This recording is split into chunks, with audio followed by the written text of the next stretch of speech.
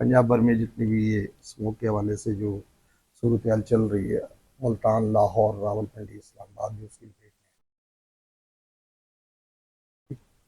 तो आप क्या समझते हैं कि सर जी इससे कैसे जो है शहरियों को बचाया जा सकता है, क्योंकि गले, नाक, जुकाम और ये सारी बीमारियां जो है तेजी से फैल रही हैं, क्या कहते हैं? स्मोक जो है ये एक कोई नया कॉन्सेप्ट तो नहीं है।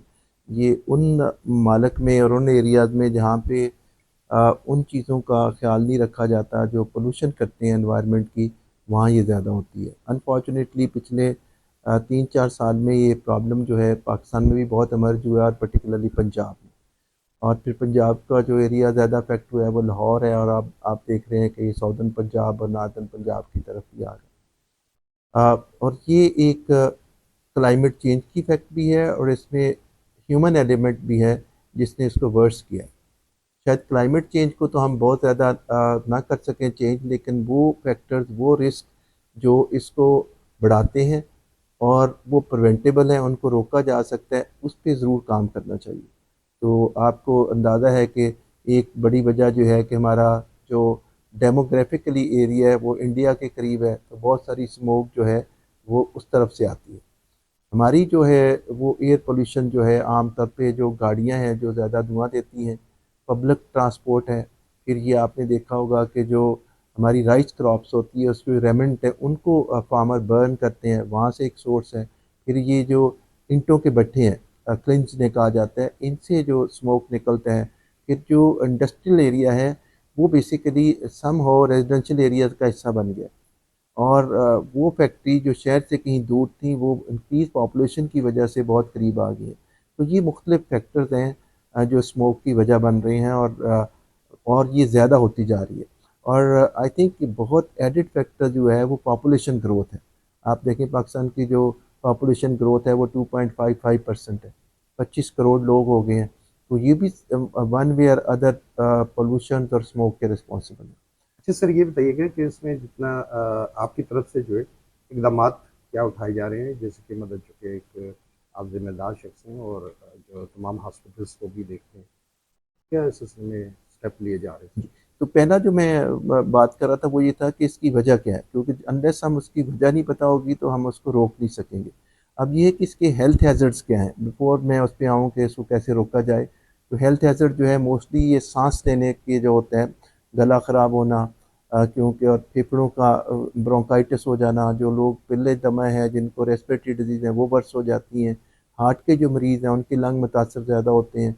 फिर स्किन कांटेक्ट, तो आई में कंजक्टिवाइटिस होता है, नोज़ से आप लेते हैं तो राइनाइटिस होता है, फिर लोगों को एलर्जी होती है। तो ये 4-5 कंपोनेंट हैं जिससे हेल्थ हैज़र्ड हो रहे हैं, और बहुत ज़्यादा रश जो है वो हॉस्पिटल्स पे मरीज़ों का आ रहा है, जो स्मोक रिलेटेड मैंने बताई हैं डिजीज़ या हैज़र्ड बताए हैं। अब इसको रोका कैसे जाए, तो जो 5 चीज़ें मैंने आपको अर्ज़ किया है कि एक लार्जर स्केल पे तो पॉपुलेशन को कंट्रोल करना चाहिए। सेकंड में जो व्हीकल का चेकअप है, जो भी रेलेवेंट डिपार्टमेंट है और गवर्नमेंट की जो गाइडलाइन है उसको फॉलो करना चाहिए। थर्ड जो ये जो फार्मर्स वाला एलिमेंट है उसको देखना चाहिए।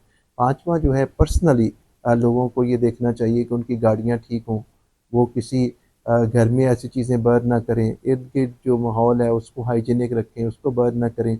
अगर वो इन चीज़ों का ख्याल रखेंगे तो ऑब्वियस बात है जो स्मोक की सिवेरिटी है और उसका जो वॉल्यूम है उसमें कमी आएगी।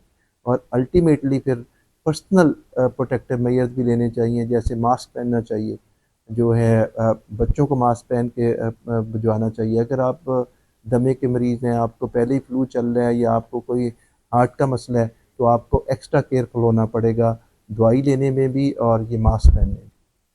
तो सर इसमें ये बताइए कि खाने पीने में क्या एहतियात करनी चाहिए, शहरियों को क्या मैसेज देना चाहेंगे?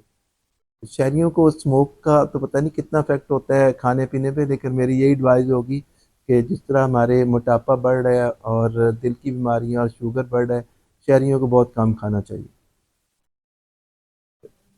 बहुत। हाँ, उसकी भी बात कर लेते हैं। हाँ तो जी, ये प्लीज़। इस वक्त जो हॉस्पिटल की सिचुएशन ये है कि अभी चूँकि पिंडी के हॉस्पिटल इतने मुतासर नहीं हुए, लेकिन लाहौर का जो डाटा है वो उनके मुताबिक कोई 30% लोग जो हैं वो हॉस्पिटल में ज़्यादा आ रहे हैं, स्मोक बोथ की वजह से। प्राइवेट क्लिनिक में भी और हॉस्पिटल्स में भी, जिनको ये स्मोक रिलेटेड रेस्पिरेटरी डिसऑर्डर्स हो रहे हैं। तो ये एक ह्यूज बर्डन है जो कि ना सिर्फ हॉस्पिटल के रिसोर्स को अफेक्ट कर रहे हैं बल्कि फाइनेंशियल बर्डन भी है। और मरीज़ों के लिए भी डेली वेजेस के लोग होते हैं, काम पे नहीं जा सकते, तो उससे उनका वो कॉस्ट इफेक्टिव भी नहीं रहता उनके। तो डेंगू के बाद ये बड़ा अहम किस्म का जो है ये सामने आया है। बिल्कुल, तो आप इसमें इन्वायरमेंट रिलेटेड और climate change related I think dengue जो है वो कभी एपिडेमिक पिंडी में बड़ा पार्शली कंट्रोल हुआ है मुश्किल से, और अब ये स्मोक आता जा रहा है। तो आई थिंक हमें इस पे गवर्नमेंट लेवल पे और पर्सनल लेवल पे भी इस पे एफर्ट करनी चाहिए कि इन्वायरमेंट को हम प्रोटेक्ट करें और क्लीन एयर रखने की कोशिश करें और पर्सनल मेजर्स भी लें प्रोटेक्टिव के, ताकि लोग बीमार ना और हॉस्पिटल में बर्डन ना बढ़े। तादाद के बारे में इल्म है सर कि स्मोक से कितने मुतासर अफराद जो है अब तो तक आ चुके हैं। मैंने अर्ज़ किया कि चूँकि हमारे अभी बहुत कम है, शायद चंद मैं कह सकूँ कि 1% है जो हॉस्पिटल्स में डेटा आ रहा है। ज़्यादा ये अभी चूँकि सेंट्रल पंजाब में है, तो वहाँ जो फिगर चल रही है कि 20-30% लोग जो हैं वो इससे मुतासर हो रहे हैं जो हॉस्पिटल्स में आ रहे हैं। वो मॉनिटरिंग हो रही है सर इसकी। जी बिल्कुल, गवर्नमेंट ने इस पे बड़ा स्ट्रॉन्ग इनिशिएटिव लिए हैं। प्राइम मिनिस्टर साहब, चीफ मिनिस्टर साहब ने कई इसकी मीटिंग चेयर की हैं, इसके एसओपीज़ और टीओआर बनाए हैं, गाइडलाइंस किए हैं और लोगों को ट्रेन किया है, हॉस्पिटल्स को उन्होंने अलर्ट किया है। और इसके लिए स्पेशल हमने भी टीम बना दी है और स्पेशल सेक्शन क्रिएट किया है जो पब्लिक अवेयरनेस भी करते हैं और अगर खुदा ना खास्ता किसी को कोई डिज़ीज़ होती है तो उसको ट्रीट भी करते हैं। बहुत शुक्रिया।